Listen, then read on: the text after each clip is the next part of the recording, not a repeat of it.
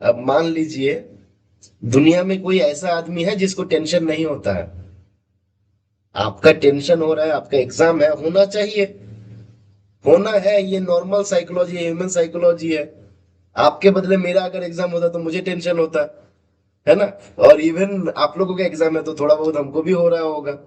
तो टेंशन जो है कॉमन चीज है, एकदम बेसिक इंस्टिंक्ट, है ना। जैसे हम लोगों को सुबह उठ के प्रेशर आता है, वैसे ही जीवन में हमारा टेंशन आता है, तो मैंडेटरी है। बट जब हमारा प्रेशर आता है तो हम उस प्रेशर को रिलीज करते हैं, उसको पकड़ के बैठे नहीं रहते हैं कि हाँ भाई प्रेशर आ रहा है, और प्रेशर बढ़ने दो, और करने दो, और करने दो। तो प्रेशर आ रहा है, प्रेशर को रिलीज कर दीजिए, हल्का महसूस होगा, जीवन से टेंशन को भगाना रहेगा। क्योंकि टेंशन और ओवर कॉन्फिडेंस दोनों चीज जो है आपके जीवन को बर्बाद कर सकता है। आपको बिल्कुल टेंशन नहीं हो रहा है, आपको लग रहा है कि इस साल 100% हम क्लियर करेंगे, तब भी आप गलत दिशा में हैं। ऐसे मेरे बहुत सारे मित्र है, बहुत सारा फ्रेंड है जो 100% श्योर रहते हैं कि हमको तो लगाना ही लगाना है, बस एग्जाम का देरी है, एग्जाम होगा हम तुरंत जाएंगे, चांस लेंगे, आईपी का अपॉइंटमेंट लेटर ले लेंगे और जॉब ज्वाइन कर जाएंगे। तो वो बंदा भी गलत नाव पे सवार है। आप अगर ज्यादा टेंशन कर रहे हो तो आप भी गलत नाव पे सवार हो। ठीक है, थोड़ा सा टेंशन जरूरी है। जैसे खाने में नमक का जरूरत है, वैसे ही जीवन में हल्का सा टेंशन का जरूरत है। क्योंकि ये हल्का सा टेंशन ही आपको पढ़ने के लिए जो ऑक्सीजन चाहिए, जो एनर्जी चाहिए, वो आपको देगा। ये टेंशन अगर आपका नहीं रहता, पढ़ाई नहीं करते, आपको लगता है क्या फायदा पढ़ के, है ना। तो ये थोड़ा सा टेंशन रूपी जो नमक होता है वो हमारे जीवन में मैंडेटरी है, जरूरी है। ठीक है, बट जैसे खाने में ज्यादा नमक हो जाएगा तो खाना बर्बाद होता है, टेंशन ज्यादा हो जाएगा तो भी आपका बर्बाद हो जाएगा। अब एक बात समझ लीजिए, जैसे आप इंसान हैं, जितना और 1000 2000 10,000 लोग अटेंड करने वाला है एग्जाम, वो लोग भी इंसान है। आप पोस्टल असिस्टेंट के साथ ही कंपीट कर रहे हैं आईपी एग्जाम के लिए। आपको अलग से यूपीएससी पास करके आया हुआ आदमी से compete करने के लिए नहीं भेजा जा रहा है। आपके जैसा बाकी 10 आदमी भी ऑफिस कर रहा है दिन भर, फिर आके आपका पढ़ाई कर रहा है। तो आपको अगर खाली लगता है कि नहीं भाई हम अलग है, हटके है, तो वो अलग है ना, वो नहीं है। हम सब लोग ऑलमोस्ट एक इक्वल प्लेइंग फील्ड में है। अब इस जगह पे नार्व जो होल्ड कर पाएगा वो ही बाजी मार जाएगा। आपको यहाँ पे नार्व को होल्ड करना है, अपना नार्व को होल्ड करना है ना। आपको रोज दिन कंटिन्यूअस बेसिस पे आपको पढ़ना है, रिवाइज करना है, अपने शेड्यूल के अनुसार चलना है ना। हर एक टॉपिक को आपको खत्म करना है। किस तरीके से आप उसको देख पाओगे, कर पाओगे, हमेशा मैं जो बोलूंगा वही सही होगा, ऐसा कुछ भी नहीं है। आप अपने हिसाब से शेड्यूल बना सकते हैं कि हाँ मेरा जो जरूरत है वो कौन सा जगह पे ज्यादा है, कौन सा टॉपिक पे हमको ज्यादा फोकस करना है, कौन सा टॉपिक मेरा थोड़ा वीक है, तो जो वीक वाला टॉपिक है उसको खत्म कर लीजिए। इस महीने के भीतर आप सारा कंप्लीट कर लीजिए। मतलब नया चीज जो आप पढ़ रहे हैं वो by the end of this month खत्म होना चाहिए। उसके बाद आपको नया चीज नहीं पढ़ने का जरूरत है, इसके भीतर ही आपको टारगेट करना रहेगा कि मैं खत्म कर लूंगा। इसके बाद वाला जो पोर्शन रहेगा उसको मैं खाली रिवीजन के लिए ही रखूंगा, है ना। और यहाँ पे आप में से ही किसी ने कमेंट भी किया था, शायद आकिब जी ही, कि रिवीजन कब से होगा। तो जो भी मेरा एक दो टॉपिक जो छूटा हुआ है ना, वो हम लोग अभी खत्म कर लेंगे, इसी महीने के भीतर हम लोगों का खत्म हो जाएगा। जैसे शेड्यूल ऑफ फाइनेंशियल पावर्स है उसको हम लोग खत्म कर लेंगे। सीबीएस मैनुअल के ऊपर हम लोगों का एक दो क्लास जरूरत है, उसको हम लोग खत्म कर लेंगे। साथ में आपका पोस्टल मैनुअल वॉल्यूम 2 में हम लोगों को एक दो क्लास चाहिए, उसको खत्म कर लेंगे। नोटिंग ड्राफ्टिंग वाला पोर्शन जो है next Sunday most probably noting drafting के ऊपर आप लोगों का एक क्लास रहेगा। ठीक है, सैटरडे संडे के भीतर मान लीजिए, तो वो हम लोग देख लेंगे। तो मोटा मोटी हम लोग इस महीने के भीतर पोस्ट ऑफिस रेगुलेशन, बिल्कुल गुरु आपको चिंता मत करिए, पोस्ट ऑफिस रेगुलेशंस वाला जो है वहां पे देखिए वो तो एक समुंदर जैसा सिलेबस है, बट वहां से हम लोग उसको समराइज करके जो एग्जाम पॉइंट ऑफ व्यू से आपका इंपॉर्टेंट है उसी को हम लोग ले लेंगे। तीनों मैनुअल जो है, postal manual volume 6 part 1 part 2 part 3 जो है अभिजीत जी, वो आपके सिलेबस में ही है। आईटी 2.0 ये एक मेजर कंसर्न है, यहाँ से सवाल आने का चांसेस बहुत ज्यादा है। तो इसको भी एक पीपीटी में इसका बना रहा हूं, ठीक है, इसको भी थोड़ा सा हम लोग देखते हैं। अभी एक दो टॉपिक जो और छूटा हुआ है उसको कंप्लीट करके फिर IT 2.0 के ऊपर भी एक बना के आप लोगों के साथ हम शेयर करेंगे। ठीक है, तो जब प्रोक्योरमेंट्स मैनुअल जो है उसका भी PPT बनाने के लिए दिया गया है, तो आप ही लोगों का एक मतलब मेरा ही एक दोस्त है, कम भाई है, जो उसके ऊपर काम कर रहा है, तो बहुत जल्दी वो भी बना के हम लोगों को शेयर कर देंगे। मोस्ट प्रोबेबली इसी वीक के भीतर वो उसको भी कंप्लीट कर लेंगे। प्रोक्योरमेंट ऑफ गुड मैनुअल जो है ना भाई दीपक जी, इसको लेके आप ज्यादा टेंशन मत लीजिए। देखने में डरावना है बट डरावना नहीं है, बिकॉज आप ऑलरेडी GFR पढ़े हैं, वहां पे भी आप प्रोक्योरमेंट ऑफ गुड्स पढ़े हैं, वहां पे भी आप टेंडर का प्रोसेस पढ़े हैं, आप डिफरेंट प्रकार का ऑक्शन, टेंडरिंग, रिवर्स ऑक्शन, सारा चीज पढ़े हैं। सेम चीज आपको प्रोक्योरमेंट मैनुअल के भीतर भी मिलेगा, है ना। तो इसको लेके ज्यादा आप टेंशन मत लीजिए, दोनों चीज ऑलमोस्ट सेम है, नाम खाली अलग है, बट आपका कंसेप्ट जो है ऑलमोस्ट सेम मिलेगा। ठीक है, इसलिए वो लेके ज्यादा चिंता नहीं करना है। ये सारा चीज जो आपका छूटा हुआ है मैं इस महीने के भीतर ही खत्म कर लूंगा, और अगला महीने से हम लोगों का प्लान है कि आपका 1 नवंबर ऑनवर्ड एक हम लोग प्लान कर रहे हैं, और आप लोगों के लिए प्रयास भी कर रहे हैं कि खाली आपका 21 डेज का एक रिवीजन वाला प्रोग्राम जो है हम लोग चालू कर रहे हैं, जिसमें सारा जो टॉपिक है वो आपका वो 21 दिन के भीतर हम लोग उसको रिवाइज करवाएंगे। ठीक है, तो ये हम लोग एक कर रहे हैं, प्लान हो रहा है आपका। और एक जो टीचर है जो आप लोगों के बीच में ओजी सर जो है, वो भी जो आपका वो भी बड़ा एंथुजियास्ट है उसके बारे में।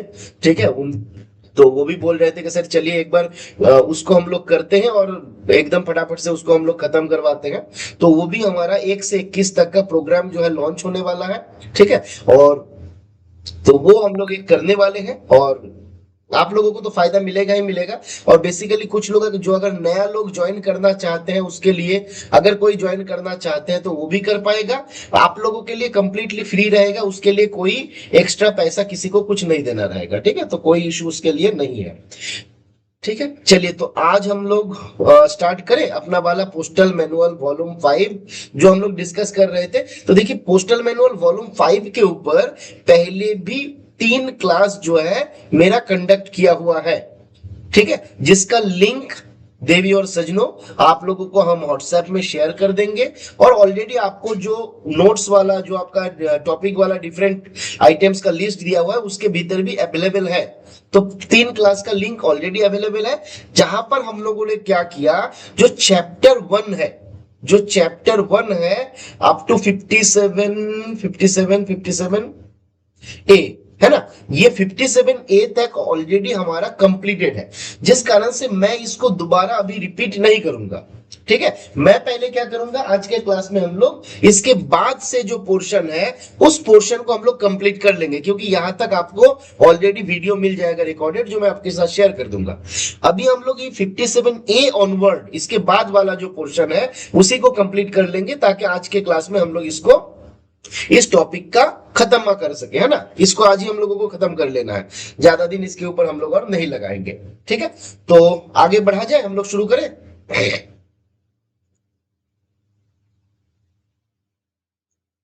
चलिए ठीक है, तो यहां तक हम लोगों का, चलिए तो आते हैं हम लोग चैप्टर 2, जहां पे बताया गया मिसलेनियस रूल्स के बारे में, है ना। ये हमारा पोस्टल मैनुअल वॉल्यूम 5 जो है इसका ओरिजिनल भी यहाँ पे डाउनलोड किया हुआ है, और ये भी इसका हालांकि जरूरत आपको उतना ज्यादा पड़ेगा नहीं। तो पहले जो ये कंटेंट ऑफ चैप्टर 1 है ये हम लोग डिस्कस कर चुके थे।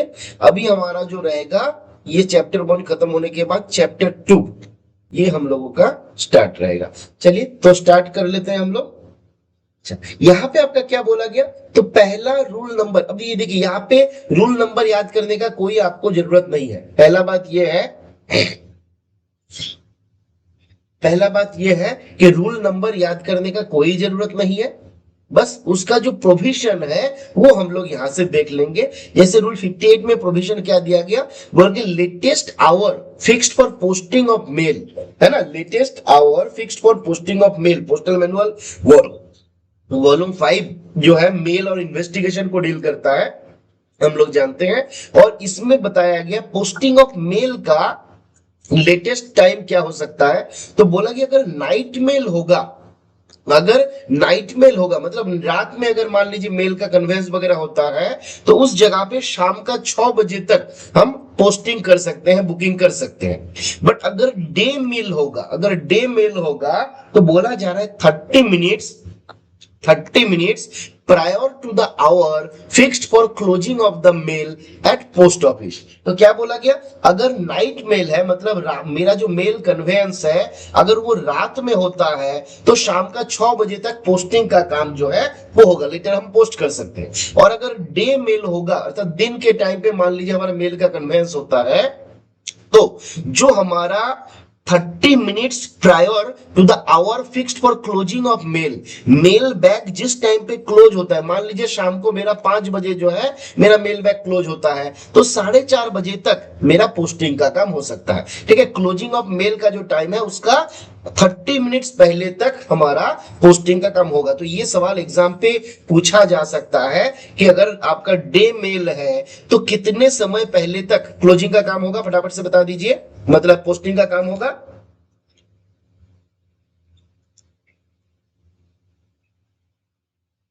30 मिनट्स पहले तक, वेरी गुड, है ना। 30 minutes prior, 30 minutes prior to the closing of mail, mail जब हम क्लोज करते हैं उसके 30 मिनट पहले तक होगा। अच्छा, अगला और एक खतरनाक इंपॉर्टेंट इंफॉर्मेशन यहां पे दिया गया, जहां पे बोला गया the mail which are to be forwarded by railway shall reach the station 10 minutes before the arrival of train। शाम को 5 बजे मेरा ट्रेन का टाइम है, कितने बजे तक मेरा मेल जो है आपका पहुंच जाना चाहिए बताइए। शाम को 5 बजे मेरा ट्रेन का टाइम है। नहीं, ये आपका बिजनेस से मैच नहीं होगा आकिब जी, ये आपका पोस्टल मैनुअल वॉल्यूम 5 का दिया हुआ प्रोविजन है। तो अगर आपको एग्जाम पे पूछेगा तो वहां पर भी यही बात मेंशन कर देगा कि अगर ये है तो कैसे होगा। ठीक है, चलिए, तो 10 मिनट पहले तक जो है वो आपका रहेगा, तो ये हमको याद रखना रहेगा। ये 10 मिनट वाला जो है खतरनाक इंपॉर्टेंट है। आगे क्या बोला गया, clearance of letter box, letter box का क्लियरेंस के बारे में यहाँ पे बताया गया। अब बोला गया लेटर बॉक्स जो है आपका पोस्ट ऑफिस में भी हो सकता है, आपका आरएमएस में भी हो सकता है, पोस्ट ऑफिस में भी हो सकता है। और अरे भैया जी कहाँ करते रहता है बीच बीच में, लैपटॉप में हैंग काहे कर गया है ये बताइए, 1 मिनट वेट करिए। हाँ, चलिए, तो ऑफिस लेटर बॉक्स जो है वो आपका पोस्ट ऑफिस में भी हो सकता है और आरएमएस में भी हो सकता है। अब यहाँ पे ये बात थोड़ा सा देख लीजिए कि ऑफिस लेटर बॉक्स का क्लियरेंस का काम कौन करेगा। ऑफिस लेटर बॉक्स जो रहेगा इसका क्लियरेंस का काम कौन करेगा, तो बोला जा रहा है अगर पोस्ट ऑफिस का है तो वहां पे पोस्टल असिस्टेंट जो रहते हैं उसका क्लियरेंस का काम उनका है। अगर मेल ऑफिस यानी कि आरएमएस में है तो जो शॉर्टिंग असिस्टेंट है कोई कंसर्न शॉर्टिंग ब्रांच का, तो वो शॉर्टिंग असिस्टेंट का काम है लेटर बॉक्स का क्लियरेंस करना। यहां पे ध्यान दीजिए, एमटीएस का नहीं है या फिर किसी और का नहीं है, लेटर बॉक्स क्लियरेंस का जो काम है ये किसका काम है, बोला गया पोस्टल असिस्टेंट का। और यहाँ पे इस पोस्टल असिस्टेंट को हम लोग शॉर्टिंग पोस्टल असिस्टेंट भी बोलते हैं। जो शॉर्टिंग पीए होता है उनका काम होता है आपका ऑफिस लेटर बॉक्स का क्लियरेंस करना। यहां पे जो हमारा ऑफिस लेटर बॉक्स रहेगा, जो हमारा ऑफिस लेटर बॉक्स रहेगा उसका जो कीज है तेरी, 1 मिनट प्लीज वेट करिए।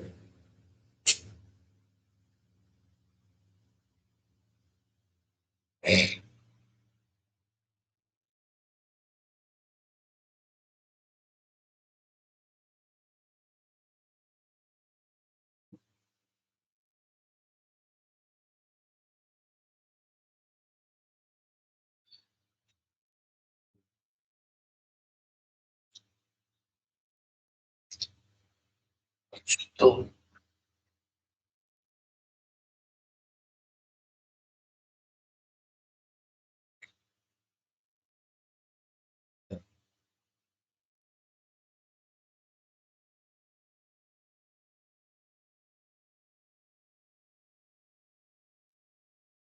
इस दिमाग पूरा खराब कर रहा है। चलिए, तो आगे बढ़ते हैं। स्क्रीन तो दिख रहा होगा आप लोगों को, अगर कहीं पे भी दिक्कत होगा ना तो हमको बताइएगा, ठीक है? क्योंकि एक्चुअली पेन का यूज इसमें नहीं हो पा रहा है। जब भी हम कर्सर को ये कर रहे हैं तो हैंग हो रहा है, तो उसको हम छोड़ के ऐसे ही डिस्कस करते हैं। आपको जहां पे डाउट होगा तो आप बताइएगा। तो यहाँ पे क्या बोला गया the keys of the letter box and changeable hour plates must be kept in his custody. मतलब जो मेरा शॉर्टिंग पोस्टल असिस्टेंट है या फिर जो शॉर्टिंग असिस्टेंट है, उनके कस्टडी में क्या रहेगा? जो लेटर बॉक्स का चाबी है वो रहेगा, और चेंजेबल आवर प्लेट जो है वो रहेगा। चेंजेबल आवर प्लेट क्यों होता है? मान लीजिए कुछ लेटर बॉक्स है जो दिन में 11 बजे एक बार क्लियर होता है, शाम को 5 बजे एक बार क्लियर होता है। तो वहां पे जाके हमको hour of clearance, next clearance का टाइम को चेंज करना रहता है। जैसे शाम का जब क्लियरेंस करेंगे तो हम 11 बजे वाला लगा देंगे कि अगला क्लियरेंस 11 बजे होगा, और जब 11 बजे वाला क्लियरेंस करेंगे तो हम शाम वाला लगा देंगे कि अगला क्लियरेंस जो है हमारा शाम को होगा। तो इसको हम बोलते हैं चेंजेबल आवर प्लेट, ठीक है? तो ये हमारा हुआ। इसके बाद बोला गया जो आउटसाइड लेटर बॉक्स है, मतलब जो ऑफिस प्रेमिसेस वाला नहीं, जो आउटसाइड लेटर बॉक्स है उसको क्लियर कौन करेगा? तो बोला गया जो लेटर बॉक्स पियोन है, कौन करेगा? यहां पे ध्यान दीजिए, ये सवाल आपको एग्जाम पे पूछ सकता है कि आउटसाइड लेटर बॉक्स जो है कौन क्लियर करेगा? तो जो लेटर बॉक्स पियोन है वो क्लियर करेगा। और जो हमारा शॉर्टिंग पोस्टल असिस्टेंट है, इनका काम है to monitor the activities of that letter box peon, कि वो समय समय पे जाके पंक्चुअली उसको क्लियर कर रहा है कि नहीं। क्योंकि चाबी तो हमारा शॉर्टिंग पोस्टल असिस्टेंट जो रहता है या शॉर्टिंग असिस्टेंट जो रहते हैं उनके कस्टडी में रहता है, तो उनके कस्टडी से उनके पास जाएगा, क्लियर होगा, फिर वापस आके वो चाबी को हैंड ओवर कर देगा। तो वो इजीली उसको मॉनिटर कर पाएंगे कि समय पे उसको क्लियर किया जा रहा है या नहीं। आगे बढ़े, चलिए आगे क्या बताया गया? तो आगे यहां पे बोला गया 71, अगर हम देखते हैं कि शॉर्टिंग मेल बैग के बारे में। तो शॉर्टिंग मेल बैग में क्या बोला गया? बोला कि शॉर्टिंग मेल बैग में कंटेन, ये नीचे दिया गया जो 4 आइटम है, बोला कि ये रह सकता है। शॉर्टिंग मेल बैग जो रहेगा उसके भीतर क्या क्या रह सकता है? तो नीचे दिया गया ये आइटम जो है वो रह सकता है। क्या क्या? एक स्टेशन बंडल हो सकता है ना, स्टेशन बंडल। दूसरा शॉर्टिंग बंडल। तीसरा रजिस्टर्ड आर्टिकल्स जिसके भीतर इंश्योर्ड बीपी ये सारा इंक्लूडेड है। और तीसरा चौथा अनरजिस्टर्ड पार्सल, है ना। तो ये 4 चीज जो है शॉर्टिंग मेल बैग के भीतर भेजा जा सकता है। अब यहां पे आपको याद करके देखिए, जब हम शॉर्टिंग बंडल देखे थे तो शॉर्टिंग बंडल देखे थे, स्टेशन बंडल देखे थे, तो बताइए हमको स्टेशन बंडल के लिए मिनिमम नंबर ऑफ आर्टिकल्स कितना होना चाहिए? याद करके देखिए और फटाफट से बताइए, स्टेशन बंडल के लिए मिनिमम नंबर ऑफ आर्टिकल्स कितना होना चाहिए था? पब्लिक चैट किधर गया? बिल्कुल संतोष जी, अभिजीत जी, बिल्कुल 15, और उससे ज्यादा अगर होगा, कौन सा रूल पे बताया गया था? हाँ, है ना। तो शॉर्टिंग स्टेशन बंडल के लिए 15 या उससे ज्यादा होना था। अगर मान लीजिए 15 अनपेड आर्टिकल है तो स्टेशन बंडल बनेगा कि नहीं बनेगा? 15 numbers of unpaid articles are there, whether the station bundle will be prepared or not. Shatrughan बोला नहीं, मयंक बोला नहीं, रवि बोला नहीं, दीपक बोला नहीं, अभिजीत बोला नहीं। सबको जाके हम पीट के आएंगे, है ना। सब बदमाश है, बनेगा। देखिए स्टेशन बंडल जो है ये पेड भी हो सकता है और अनपेड भी हो सकता है। स्टेशन बंडल जो है पेड भी हो सकता है और अनपेड भी हो सकता है, बट पेड के भीतर अनपेड नहीं रहेगा, अनपेड के भीतर पेड नहीं रहेगा। अगर पेड बंडल है तो 15 या उससे ज्यादा पेड आर्टिकल है तो उसका एक स्टेशन बंडल बन सकता है। 15 या उससे ज्यादा अनपेड आर्टिकल है उसका एक बंडल बन सकता है। बट 10 गो पेड, 5 आपका अनपेड, ये मिलके एक बंडल नहीं बन सकता। याद रहेगा। तो 15 नंबर्स ऑफ आर्टिकल या उससे ज्यादा अगर हो जाएगा तो स्टेशन बंडल बनेगा किसी पर्टिकुलर पोस्ट ऑफिस के लिए।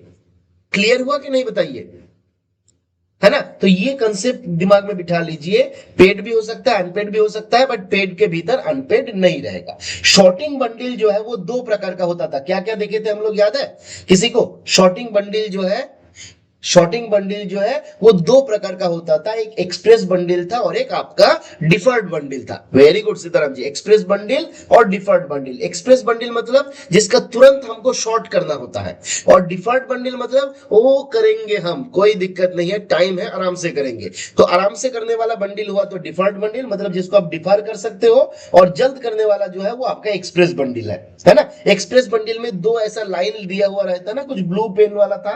बताइए किसी को याद आ रहा है कि एक्सप्रेस बंडल जो होता था उसको कैसे हम लोग मार्क करते थे? एक्सप्रेस बंडल, एक्सप्रेस बंडल कहां गया?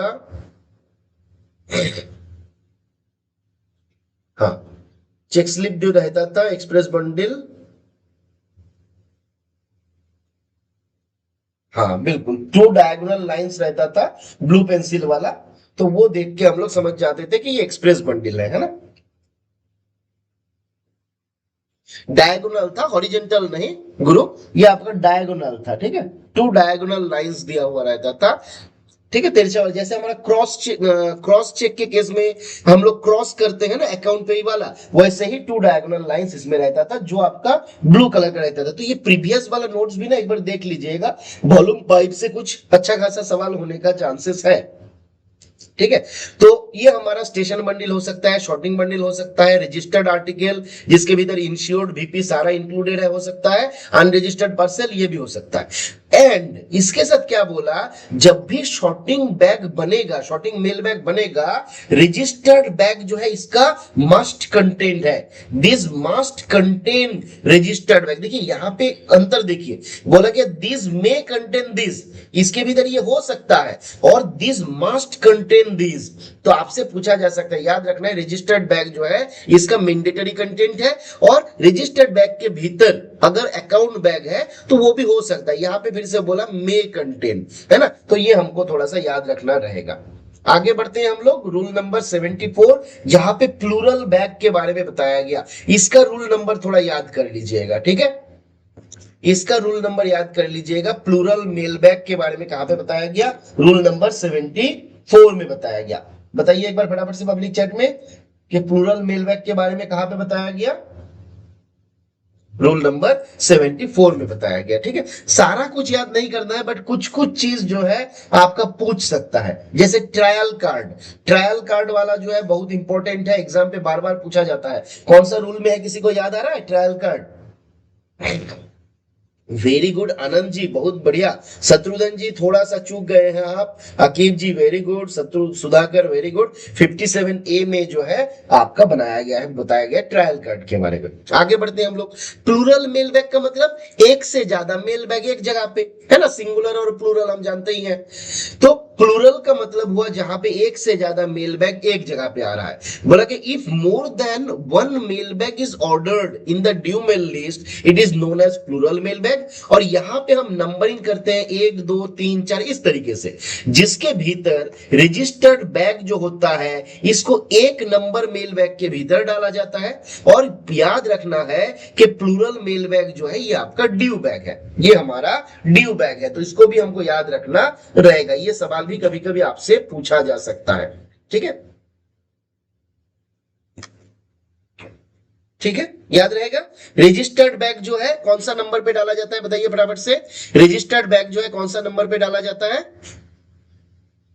देखिए प्लूरल मेल बैग का मतलब है जहां पे हम एक से ज्यादा मेल बैग एक ऑफिस के लिए भेजते हैं, किसी ऑफिस के लिए भेजते हैं, तो उसको हम लोग बोलते हैं प्लूरल मेल बैग।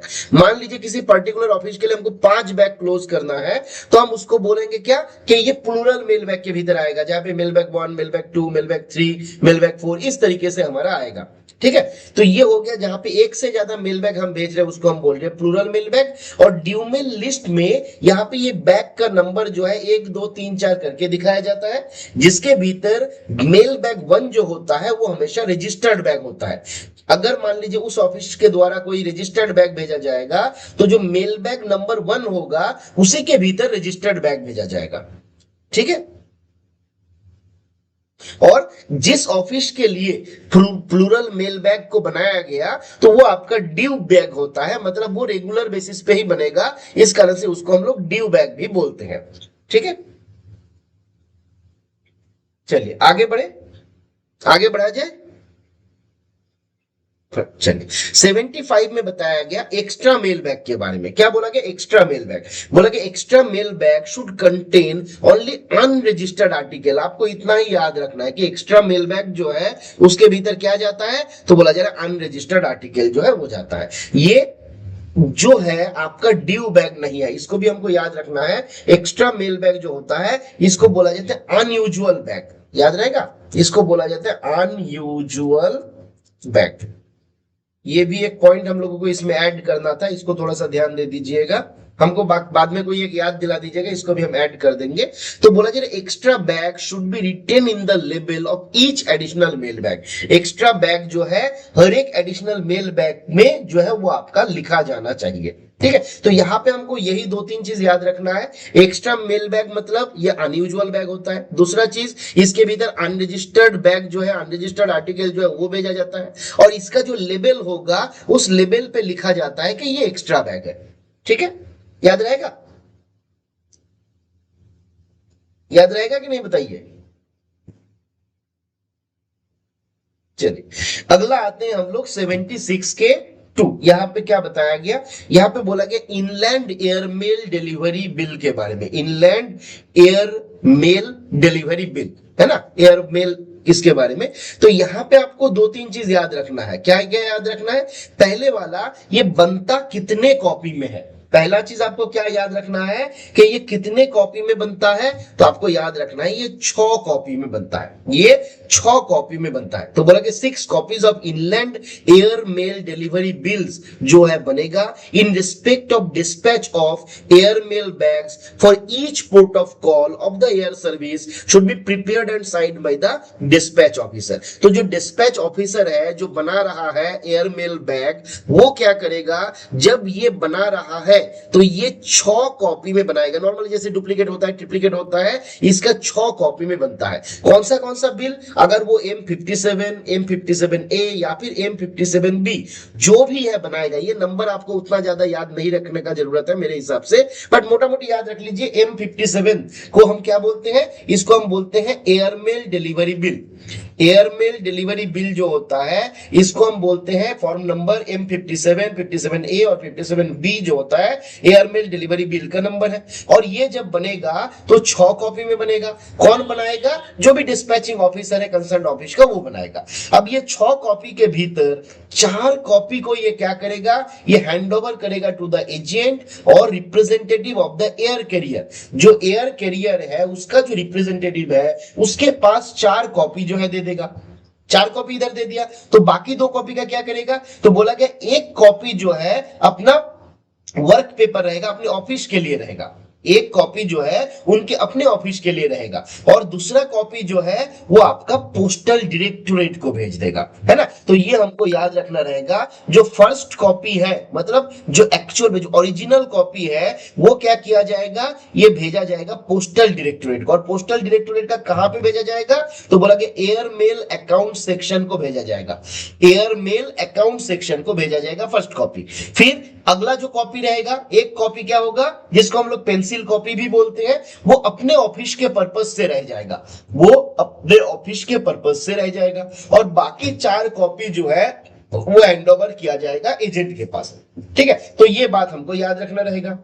अब एयर कैरियर वाला जो लोग रहते हैं वो क्या करेंगे, बोला कि the air carriers will hand over 1 copy of the delivery bill at the destination along with the mail of the mails to the postal officer. अब एयर कैरियर क्या करते हैं, एक कॉपी जो है जो डेस्टिनेशन ऑफिस में भेज रहे हैं, वहां पे जो बंदा रहेगा, पोस्टल ऑफिसर रहेगा, उनको एक कॉपी देगा और अपना साथ में जो मेल रहेगा वो मेल दे देगा। बाकी 3 कॉपी जो है इनके द्वारा, इनके ऑफिशियल पर्पज से, रिकॉर्ड पर्पज से इनके द्वारा रखा जाएगा। ठीक है, तो ये हमको याद रखना रहेगा। ठीक है, तो आपसे अगर सवाल पूछा जाएगा यहां से, तो क्या क्या पूछा जा सकता है कि एयर मेल डिलीवरी बिल्स जो होता है वो कितने कॉपीज में बनता है। कितने कॉपी थे? अरे वो संभा, जल्दी से बताओ कितने कॉपी थे? बोला सरदार 6 कॉपी था सरदार, है ना। बोले वो 6 थे और तुम क्या किए? बोले सरदार ये 6 कॉपी के भीतर 4 कॉपी तो वो एयरमेल का जो एजेंट था उन्हीं को दे दिए सरदार। बाकी 1 कॉपी जो है हम पोस्टल डायरेक्टोरेट को भेज दिए सरदार, और 1 कॉपी जो है अपने ऑफिस पर्पस से रख लिए। बोला तो ये जो 4 कॉपी आप एजेंट को दी वो ससुरा क्या करेगा? तो बोला 4 कॉपी के भीतर एक कॉपी जो है, जो हमारा पोस्टल वाला ऑफिसर उनसे मेल लेगा, डिलीवरी लेगा, उनको दे देगा। बाकी 3 कॉपी वो अपने पर्पज से क्या करेगा नहीं करेगा, हमको घंटा फर्क पड़ता है, जो उनको करना है वो करेगा। 1 कॉपी हमको देगा, हम इतना ही जानते हैं, है ना। और 1 कॉपी जो है हम ऑफिस पर्पज से अपना रख लेते हैं, 1 कॉपी जो है पोस्टल डायरेक्टोरेट को हम लोग भेज देते हैं, है ना। अगर नंबर पूछा जाएगा तो M57, 57A और 57B ये हमारा एयरमेल डिलीवरी बिल जो होता है उसका नंबर होता है। इतना हम लोग याद रख लेंगे, इतना रख लेंगे ना। चलिए तो आगे बढ़ा जाए। चलिए आगे बढ़ते हैं। आगे बोला गया एक्नॉलेजमेंट इन रजिस्टर्ड फॉरेन आर्टिकल। एक्नॉलेजमेंट इन रजिस्टर्ड फॉरेन आर्टिकल बोला कि acknowledgement of foreign RL may be send through year, है ना। बोला कि फॉरेन आरएल का कोई एक्नॉलेजमेंट अगर हमारे पास आता है, मतलब उनको हमको भेजना है, तो इसको हम बाई एयर भेज सकते हैं, है ना। कब भेजेंगे? तो बोला कि अगर इसमें लिखा रहता है रेनवोई पर ईयर, रेनवोई पर ईयर मतलब रिटर्न बाय एयरमेल, अगर ये लिखा हुआ रहेगा, उसका जो फॉरेन पार्सल होगा, फॉरेन जो आर्टिकल होगा, उसका जो एक्नॉलेजमेंट होगा वो C5 फॉर्म पे रहेगा। और ये C5 फॉर्म जो होगा, फॉर्मेट जो होगा, इसको हम बाय एयर हम रिटर्न कर सकते हैं। वहां पे कंडीशन क्या है? वहां पे लिखा हुआ रहेगा रेनवोई पर एवियन, रेनवोई पर एवियन। आपसे सवाल पूछा जा सकता है कि रेनवोई पर एवियन इसका मतलब क्या है? तो इसका मतलब है रिटर्न बाय एयरमेल, है ना। तो ये बस हमको इतना याद रखना है, बाकी हमको ज्यादा दिमाग लगाने का जरूरत नहीं है। आगे बढ़ते हैं। आगे यहाँ पे हमारा बताया गया है ओपनिंग ऑफ इंश्योर्ड बैग और आर्टिकल। हमारे पास जब कोई इंश्योर्ड बैग आता है, आर्टिकल आता है, उसको हम कैसे ओपन करेंगे, कैसे खोलेंगे, उसका कुछ प्रक्रिया एग्जाम पॉइंट ऑफ व्यू से उतना ज्यादा इंपॉर्टेंट नहीं है, बट 1-2 सवाल यहां से भी पूछा जा सकता है। क्या बोला गया? बोला कि insured bag must be opened in presence of postmaster और हेड सॉर्टिंग असिस्टेंट। ये खतरनाक इंपॉर्टेंट है, ये आपको याद रखना रहेगा कि इंश्योर्ड बैग किनके प्रेजेंस में खोलना है। तो either it must be opened in presence of postmaster और in presence of head sorting assistant. Post office के केस में पोस्टमास्टर, आरएमएस के केस में हेड सॉर्टिंग असिस्टेंट। फिर क्या बोला गया? बोला कि the weight of the bag must be checked in their presence. इस बैग का वजन कितना है ये भी हमको उनके प्रेजेंस में ही चेक करना है। फिर this must be written in the parcel list. हाँ, अब ये जो वजन है, वजन जो हमने चेक किया कितना वजन है, this must be written in the parcel list और registered list placed inside the bag and signed by the postmaster. अब यहां पे मैंने जो वजन चेक किया, इस वजन को हमको लिखना रहेगा। कहां लिखेंगे? उसके भीतर जो पार्सल लिस्ट है, जो रजिस्टर्ड लिस्ट है, उस जगह पे उस बैग का वजन भी मैं लिख दूंगा कि हाँ इस बैग का वजन इतना था। उसके बाद आर्टिकल्स में भी ओपेन्ड इन देयर प्रेजेंस। अगर आर्टिकल को ओपन किया जाएगा तो उनको भी इन्हीं के प्रेजेंस में खोलना रहेगा। तो ये कुछ बातें हैं जो हमको याद रखना रहेगा। आगे बढ़ा जाए, बताइए।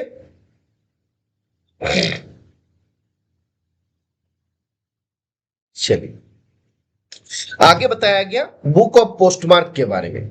आगे बताया गया बुक ऑफ पोस्टमार्क के बारे में। फॉर्म नंबर क्या है बुक ऑफ पोस्टमार्क का, एक बार फटाफट से बता दीजिए। MS-18। ये बहुत इंपॉर्टेंट है, कभी भी एग्जाम पे पूछ सकता है। Form number book of postmark का MS-18। क्या बोला गया? बोला गया इट इज मेंटेन्ड एट। देखिए ये भी एक इंपॉर्टेंट सवाल है कि बुक ऑफ पोस्टमार्क जो है कौन सा ऑफिस में मेंटेन किया जाता है। तो बोला कि every post office, every set of mail office और transit section, every record office. तो हर एक पोस्ट ऑफिस में मेंटेन किया जाएगा, हर एक मेल ऑफिस में, हर एक ट्रांजिट ऑफिस में, हर एक सेक्शन पे, हर एक आपका जो हमारा रिकॉर्ड ऑफिस है, तो हर एक जगह पे हमारा बुक ऑफ पोस्टमार्क जो है इसको मेंटेन करना है। बोला कि यहां पे क्या करते हैं हम लोग? बोला कि यहां पे एक हमारा रजिस्टर रहता है, जिस रजिस्टर पे सारा स्टैंप और सील बिफोर बीइंग यूज्ड, जब उसको हम यूज करते हैं, डे टू डे यूज में उसको लाते हैं, उसके पहले उसका इंप्रेशन हम उस रजिस्टर में ले लेते हैं। बोला कि stamps and seals holding the date और other movable type should be taken daily before they are brought into use. Stamp और सील को यूज करने से पहले है ना। हमको क्या करना रहेगा, हमको इस रजिस्टर में उसका इंप्रेशन लेना रहेगा। क्या हो रहा है, हरे राम हरे कृष्ण, ये क्या हो रहा है, खुद से बड़ा हो जाता है। चलिए आगे क्या बोला गया, अब बोला गया इंप्रेशन ऑफ, देखिए इधर ध्यान दीजिए, जो लोग ध्यान नहीं दे रहे हैं, कौन कौन ध्यान नहीं दे रहा है, देखते हैं एक बार नाम रैंडमली। चलिए जिसका नाम बोलूंगा वो उनको यस लिखना है, ठीक है। जिनका जिनका नाम बोलूंगा उनको यस लिखना है। आदित्य गुरु, अजेश शर्मा, अभिजीत गौराई, जॉनी सिंह, के माला, परितोष लकड़ा और मी एमएलडी भाई क्या नाम देते हैं खतरनाक वाला। चलिए चलिए वेरी गुड, चलिए कम से कम आप लोग सुन रहे हैं, बीच बीच में अटेंडेंस होना भी जरूरी है ना। नहीं तो 70% से कम अटेंडेंस आएगा ना, एग्जाम पे बैठने नहीं देंगे, तब समझ लेना। कॉलेज में मेरे साथ हुआ था एक बार कि हमको एग्जाम पे बैठने नहीं दे रहा था, है ना, एग्जाम पे अटेंडेंस थोड़ा कम था इसलिए, तो कभी कभी ऐसा सिचुएशन होता है। और एक बार हमको एक दोस्त का बाप भी बनना पड़ा था, क्योंकि उस दोस्त को एयरलैग मिल गया था और जो एचओडी है वो दोस्त के पिताजी से बात करना चाह रहा था। तो वो दोस्त तो बड़ा डर गया था, भाई क्या करे क्या करे, तो हमको आके बोला कि भाई क्या करे, तो हम बोले चल एक दिन के लिए तेरा बाप मैं ही बन जाता हूँ। उसके बाद सर को इतना अच्छे से समझा दिए, सर तो दोबारा उनके बाप से बात करना नहीं चाहा, बोला कि नहीं भाई ठीक है, आपका बाप जो है बड़ा स्ट्रिक्ट है, तो हम दोबारा बात नहीं करेंगे। और दोस्त हमको बिरयानी भी खिलाया था। चलिए आप लोग तो हमको खिलाते नहीं है, बट मेरा दोस्त का याद हमको आ गया। आगे बढ़ते हैं अटेंडेंस के चक्कर में। फिर क्या बोला गया, राउंड एमो स्टैंप और ऑब्लॉन्ग मनी ऑर्डर स्टैंप, है ना। क्या बोला जा रहा है, बोला कि the impression of the round MO stamp and oblong money order stamp and unpaid stamp should be taken in separate book of post marks kept in the personal custody of post master. देखिए ये बात को ध्यान दीजिए, ठीक है, कि हमारा सारा जो बुक ऑफ पोस्ट मार्क है, सारा जो इंप्रेशन है, एक अलग बुक में आएगा। एक अलग बुक रहेगा जहां पे round demo stamp, oblong money order stamp और अनपेड स्टैंप, ये तीन एक सेपरेट बुक में रहेगा। इसको थोड़ा सा ध्यान देना है, ठीक है। आपके एग्जाम पे पूछा जा सकता है कि आपका round demo, oblong stamp, unpaid stamp, ये क्या सेम रजिस्टर पे ही इंप्रेशन लिया जाता है कि अलग रजिस्टर पे लिया जाता है, तो ये अलग रजिस्टर पे होना चाहिए, ठीक है। फिर क्या बोला गया, बोला कि बीच बीच में हमको इसको क्लीन भी करना रहता है, जो हमारा स्टैम्प वगैरह है, सील वगैरह है, उसको क्लीन करना रहता है। तो बोला जी the fact of cleansing the seals and stamps should every time be recorded in the post master's order book in head offices, in error book in sub offices and in rough notebook of the head sorting assistant, mail agent और record assistant. ध्यान दीजिए इधर, इधर ध्यान दीजिए, बोला गया जो हमारा आपका जो स्टैंप है, सील है, इसको हमें समय समय पे क्लियर करना रहता है, क्लीन करना होता है। और ये क्लीन हो रहा है कि नहीं कैसे पता चलेगा, तो बोला कि अगर एचओ में आप हैं तो पोस्ट मास्टर का जो ऑर्डर बुक है, पोस्ट मास्टर उस ऑर्डर बुक में एंट्री करेंगे कि हाँ मैं इस एमटीएस को बोल रहा हूं कि भाई तुम इसको क्लीन करो, आज के दिन में इसको क्लीन किया जाए, ये पोस्ट मास्टर्स ऑर्डर बुक में रहेगा। अगर एसओ के केस में है तो वहां पे जो एरर बुक मेंटेन होता है उस एरर बुक में रहेगा। और अगर आरएमएस के केस में है तो आरएमएस में जनरली एरर बुक मेंटेन नहीं होता है, उसके बदले एक रफ नोटबुक मेंटेन होता है, तो उस रफ नोटबुक में उसका एंट्री रहेगा। याद रहेगा, post master's order book, error book और रफ नोटबुक। फटाफट से हमको बताइए पोस्ट मास्टर्स ऑर्डर बुक का फॉर्म नंबर क्या है। पोस्ट मास्टर्स ऑर्डर बुक जो है इसका फॉर्म नंबर क्या है, MS1 है, MS1 है, MS8 नहीं है। किसने बोला MS8, सीताराम या किसने बोला था, सीताराम जी। सीताराम जी थोड़ा ध्यान दीजिए, ऑफिस ऑर्डर बुक अलग होता है, पोस्ट मास्टर्स ऑर्डर बुक अलग होता है। पोस्ट मास्टर जहां पे ऑर्डर देता है वो है पोस्ट मास्टर्स ऑर्डर बुक, और ऑफिस ऑर्डर बुक क्या होता है, जहां पे हायर ऑफिशियल विजिट में आके अपना ऑर्डर देता है, वो होता है आपका office order book. Office order book का फॉर्म नंबर होता है MS8, post master's order book का होता है MS1, है ना, ये हमको याद रखना रहेगा। चलिए आगे बढ़ते हैं हम लोग। बोला गया use of date stamp on article, different type का आर्टिकल जो है उसकी में हमको डेट स्टैंप कैसे यूज करेंगे डिफेंस वगैरह करने के लिए। तो पहला चीज ये ध्यान रखना है, बोला कि नॉन इंडियन स्टैंप्स, बोला कि stamps from other countries that are not valid for postage in India should not be cancelled और डिफेस्ड। बोला कि दूसरे कंट्रीज का जो पोस्टेज स्टैंप्स है जो हमारे देश के लिए वैलिड नहीं है ना, तो बोला जा रहा है जो आपका वैलिड पोस्टेज नहीं है इंडिया में उसको अब डिफेस नहीं करना है। इनवर्ड फॉरेन मेल जो है ना, इनवर्ड फॉरेन मेल बोला कि on letter mail coming from abroad and any postage stamps, मतलब ये पहले वाला कंडीशन आप इस तरीके से समझ सकते हैं कि हमारे देश में एक चिट्ठी बुक किया गया जिसमें कोई बंदा ने क्या किया, नेपाल का, भूटान का या फिर मान लीजिए थाईलैंड का एक टिकट लगा दिया। ठीक है, अब ये टिकट जो है हमारे देश का वैलिड पोस्टेज स्टैंप नहीं है, तो इसको हम डिफेस वगैरह नहीं करेंगे और उसको हम लोग अनपेड ही ट्रीट करेंगे। फिर केस आया जब फॉरेन से हमारे पास आर्टिकल आया है। अब फॉरेन से आर्टिकल आया तो फॉरेन कंट्री में तो वैलिड था, हम यहाँ पे बैठ के कुछ बोल नहीं सकते वैलिड है इनवैलिड है क्या है। तो बोला कि on letter coming from abroad any postage stamps that are not cancelled must be defaced with a thick stroke in ink और इन एडिबल पेंसिल। तो बोला कि अगर फॉरेन से कोई आर्टिकल मेरे पास आता है तो आप क्या करो, उसको डिफेस करो। कैसे डिफेस करो, एक सिंगल स्ट्रोक लगा के, है ना, एक सिंगल लाइन खींच देना है, आइदर बाय इंक और बाय इनडेलिबल पेंसिल, जो डिलीट नहीं होगा आपका, इस प्रकार का पेंसिल या फिर इंक के माध्यम से हम उसको क्या करना है, थिक स्ट्रोक के माध्यम से आपका डिफेस करना है। फिर क्या बोला गया, बोला कि अनस्टैम्प्ड अनरजिस्टर्ड मेल, बोला कि unregistered letter mail posted without any stamps must be marked on the back with the marked on the back on the date stamp, है ना। तो अनरजिस्टर्ड लेटर जिसमें आपका पोस्टेज नहीं पे किया गया उसमें हमको डेट स्टैम्प इंप्रेस करना है कि नहीं करना है, पहले बताइए, हाँ कि नहीं, इंप्रेस करना है कि नहीं,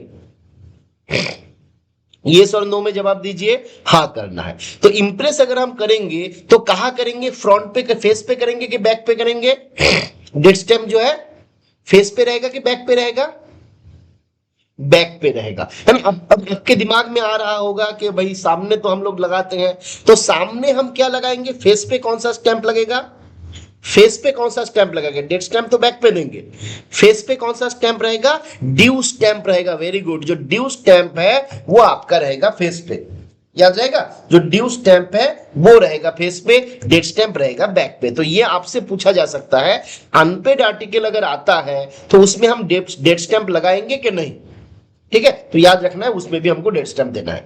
फिर बोला गया ऑल अनपेड और insufficiently paid unregistered mail whether posted और received in sorting must be marked on the face with a postage due stamp, जो अभी अभी हमने डिस्कस किया वो यहाँ पे दिया हुआ है। किसी का अनम्यूट है, गुरु जी प्लीज म्यूट कर लीजिए। चलिए आगे बढ़ते हैं, आगे क्या बोला गया, डिटेन्ड मेल, अगर कोई मेल को हमें डिटेन करना है उस जगह पे क्या करना है। तो बोला गया अगर मेल को आपको डिटेन करना रहेगा तो वहां पे आपको detained late fee not paid वाला, ये हालांकि आज के दिन में इंप्लीकेशन इसका ऑलमोस्ट नहीं है क्योंकि अभी ये लेट फी वाला कंसेप्ट अभी हट गया है, फिर भी एग्जाम पॉइंट ऑफ व्यू से याद कर लेते हैं। बोला गया if an article is detained especially for unpaid late fee, the notation detained late fee not paid should be impressed on the back। Implication नहीं है, but detained late fee not paid अगर होता है तो वो इंप्रेशन जो है back में ही दिया जाता है। स्टेशन आर्टिकल, बोला कि all the station articles received should be impressed on the back. Station article मतलब मेरे ऑफिस के लिए जो एक साथ में मान लीजिए आर्टिकल आया तो वो जो आर्टिकल रहेगा वो मेरा स्टेशन आर्टिकल, जो सॉरी स्टेशन आर्टिकल का मतलब क्या हुआ, मेरे ऑफिस के लिए मान लीजिए बुक हुआ, मेरे ऑफिस से ही डिलीवरी होने वाला है, मेरे ऑफिस के लिए ही बुक हुआ, मेरे ऑफिस के लिए ही डिलीवरी होने वाला है, उसको हम बोलते हैं स्टेशन आर्टिकल्स। तो जो भी स्टेशन आर्टिकल हमारे पास रिसीव होगा, चाहे वो आपका लेटर बॉक्स से हो चाहे आपके काउंटर से हो, उसमें इंप्रेस करना है बैक साइड में डेट स्टैम्प से। फिर आरएमएस में अनडिसाइफरेबल आर्टिकल्स अगर आता है तो बोला कि in RMS any articles with undecipherable address, undecipherable मतलब जिसको हम डिसाइफर नहीं कर सकते हैं, डिसाइफर मतलब जिसको हम बोल सकते कि उसका क्या लिखा हुआ है उसको हम पढ़ नहीं सकते हैं, उसको हम डिकोड नहीं कर सकते हैं, तो उसको हम बोलते हैं अनडिसाइफरेबल। तो अनडिसाइफरेबल एड्रेस मस्ट बी मार्क, जैसे अनडिसाइफरेबल हैंडराइटिंग का एक एग्जांपल दीजिए, अनडिसाइफरेबल हैंडराइटिंग जो आपको हमको हमेशा देखने को मिलता है, जो एक दो आदमी है जिसको डिसाइफर कर सकता है। डॉक्टर का prescription, very good Johnny, very good Santosh Aditya. तो डॉक्टर का प्रिस्क्रिप्शन जो है वो हमारे नजर में अनडिसाइफरेबल आर्टिकल है। अब मान लीजिए डॉक्टर साहब को अगर चिट्ठी भेजना है और उसी हैंडराइटिंग से लिख दिया तो आरएमएस वाला का तो धज्जिया उड़ जाएगा, है ना, तो वो अनडिसाइफरेबल एड्रेस में आ जाएगा। तो बोला जा रहा है the articles with an undecipherable address must be marked on the back with the date stamp. इसमें भी डेट स्टैम्प लगाने हैं बैक साइड में। However, the article, if the article is postcard, देखिए ये इंपॉर्टेंट है, ध्यान दीजिए इधर। If the article is a postcard, the date stamp should be placed on the face, है ना। तो अदर केस में हम देख रहे थे बैक में दे रहे थे, बट अगर पोस्ट कार्ड होगा तो डेट स्टैम्प कहां पे लगेगा, बताइए फटाफट से। पोस्ट कार्ड के केस में देवी और सजनों कहां पे लगेगा, बिल्कुल फेस पे लगेगा, फ्रंट पे लगेगा, है ना। चलिए ये हमको याद रखना रहेगा। आगे बढ़ते हैं हम लोग। क्लीनिंग ऑफ सील ऑलरेडी हम लोग डिस्कस किए हुए हैं कि cleaning should be recorded in postmaster's order book in HO, error book in SO और आप नोटबुक ऑलरेडी हम लोग डिस्कस कर लिए हैं। आगे आते हैं स्टैंपिंग के बारे में। अब यहां पे डिफेस जब किया जाता है, कैसे किया जाता है उसका भी कुछ बातें बताया गया। बोला कि when two postage stamps appear together, they should be defaced by a single impression so placed that the date stamp covers both the stamps and greater portion falling on the cover instead of stamps।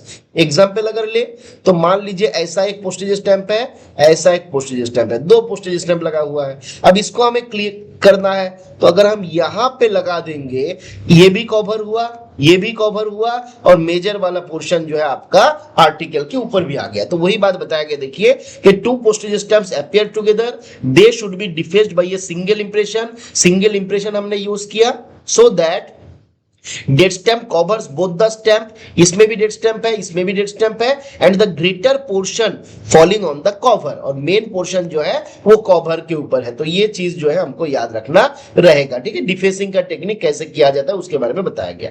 आगे बोला गया if the stamps are affixed together the number of impression should not be more than 2। अगर बोला जा रहा है कि stamp जो है एक साथ में एफिक्स्ड है तो दो से ज्यादा इंप्रेशन हमको यूज नहीं करना है। अगर चार स्टैम्प का ब्लॉक है, जैसे मान लीजिए अगर हम लोग ले ले सपोज इस प्रकार से हम लोग ले लेते हैं, है ना, तो मान लीजिए ये हमारा हो गया, इस तरीके से चार स्टैंप लगाया हुआ है, तो क्या करेंगे, कहां पे लगाएंगे, तो बोला गया ऐसा केस में one neat impression placed at the centre should suffice. तो यहां पे हम इस तरीके से इसको डिफेस करेंगे, क्लियर है, यहां पे हम इस तरीके से इसको डिफेस करेंगे। बोला कि if the stamps are affixed together number of impression should not be more than 2, दो से ज्यादा नहीं होना है। In case block of 4 stamp, चार के ब्लॉक में, अब देखिए अगला मान लीजिए और एक 4 है ना, तो यहां पे फिर से यहां पे हमको एक मार देना रहेगा, क्लियर है। तो 4 के ब्लॉक में अगर रहेगा तो हर 4 के लिए एक लगाओ और उसको डिफेस कर दो, ये 4 जो आएगा वो सेंटर पे आएगा। In case of inward foreign article, हम लोग ऑलरेडी डिस्कस किए थे, अगर फॉरेन से आर्टिकल आया है इनवर्ड, हमको मालूम नहीं है कि वो आपका है कि नहीं है, क्या है, बट हम देखें कि पोस्टेज स्टैम्प जो है वो डिफेस नहीं किया है, तो थिक एक आपका मोटा वाला थिक स्ट्रोक जो है इस प्रकार से ऐसा हम एक दे देंगे जो इंक से रहेगा या इनडेलिबल पेंसिल से रहेगा, ताकि दोबारा उसको यूज ना किया जाए, है ना। तो ये हम लोगों को करना रहेगा। तो ये भी याद रखिएगा कि फॉरेन आर्टिकल अगर आता है तो वहां पे क्या बताया जा रहा है कि हमारे यहां से जा रहा है कि आ रहा है। अगर जा रहा है तो हम उसको डिफेस नहीं करेंगे, अगर आ रहा है तो हम उसको डिफेस करेंगे, but with A thick stroke, हम लोग डेट स्टैंप वहां पे यूज नहीं करेंगे। क्लियर है, आगे बढ़े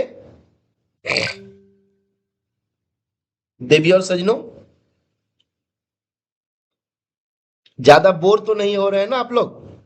चलिए, आज भी एक्चुअली हमको सुबह सुबह शुरू करने का मन था, बट आज भी हम नींद से उठे हैं 8:30 बजे शाम को, ठीक है, जिस कारण से आपका उसके बाद उस टाइम पे तुरंत एक्चुअली नींद भगाने के लिए आधा घंटा लगा, आंख में पानी वानी मार के थोड़ा बाहर घूम फिर के आके फिर हम बोले कि नहीं चलो अभी हम लोग डिस्कशन स्टार्ट करते हैं। टाइम थोड़ा आप लोगों के लिए ऑड है, बट आगे और ऑड होने वाला है। अभी जो हम लोग ऑड टाइमिंग ले रहे हैं, हो सकता है आगे और ऑड टाइमिंग लिया जाए। ठीक है, आप लोगों का जीवन को बर्बाद करने का ठान हम लोग लिए हैं, तो उसको बर्बाद हम लोग करके ही छोड़ेंगे। ठीक है, एकदम नींद चैन सारा कुछ छीन लेना है। चलिए आगे आते हैं 111, जहां पे क्या बताया गया, डिफिशियंसी अगर होता है फॉरेन आर्टिकल के केस में ऑफिस ऑफ एक्सचेंज में, उस जगह पे क्या होगा। तो calculation of deficiency postage stamps in foreign articles के बारे में बताया गया है 111 के ये में। रूल नंबर बिल्कुल याद रखना नहीं है, कंसेप्ट देख लेते हैं। बोला कि the office of exchange when required to forward unpaid or insufficiently paid articles should impress T stamp in the middle of the upper part of the front side, middle of the upper part of the front side, and mention the amount equal to twice the amount of deficient postage। फंडा clear है, कुछ नहीं है। Normally हम लोग due stamp लगाते हैं। अब बोला गया क्योंकि ये फॉरेन स्टैंप आर्टिकल है, तो हम यहाँ पे ड्यू स्टैंप ना लगा के यहाँ पे हम लोग टी स्टैंप लगाते हैं। याद रहेगा, फॉरेन के केस में क्या लगाते हैं, टी स्टैंप लगाते हैं। इंग्लैंड के केस में क्या लगाते हैं, डी स्टैंप, ड्यू स्टैंप लगाते हैं। कहां पे लिखेंगे, तो बोला कि middle of the upper part of the front side. ये मिडिल है, अपर पार्ट है, फ्रंट साइड है। यहां पे अमाउंट भी लिखा जाएगा कि कितना हमको कलेक्ट करना है। तो अगर किसी कारणवश ऑफिस ऑफ एक्सचेंज जो है उनको कोई अनपेड या इनसफिशिएंटली पेड आर्टिकल को फॉरवर्ड करना है, तो वो टी स्टैंप लगा के फॉरवर्ड करेगा, है ना।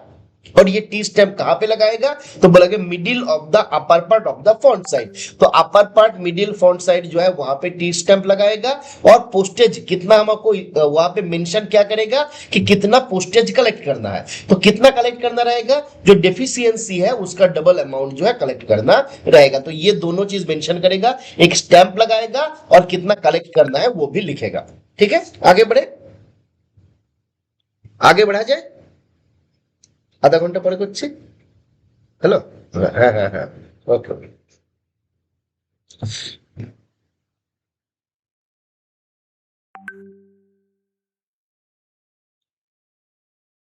अच्छा, कौन सा केस में बोल रहे हैं जॉनी जी। सर कोर्ट में वैल्यू नहीं है क्योंकि लॉयर बोलता है कि हमने दूसरे एनवेलप पे लगाया था पर भेजे नहीं, इसलिए उस आर्टिकल से